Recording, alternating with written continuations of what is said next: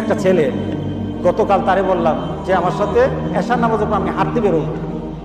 এমন সময় একটা ছেলে আসছে, আমাদের গ্রামের ছেলে না, বয়স্ক, নামাজ তো পড়তই না, কিন্তু গত 1-1.5 বছর আগে অসুস্থ হয়ে গেল। আমার কাছে আসলো আর বললাম যে নামাজ পড়িস। আমি কালকে তাকে ধরে কেঁদে দিছি।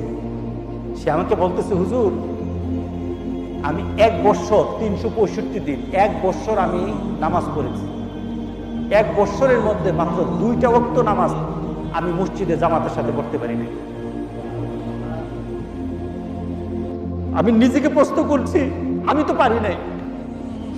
যে ছেলেটা 1 ওয়াক্ত নামাজ পড়তো না, যে একটা নেশার মধ্যে থাকতো, ওই ছেলেটা যখন নামাজের মধ্যে ঢুকে গেছে, নামাজ তাকে এমন পরিবর্তন করে দিয়েছে, ইন্নাস সালাতা তানহা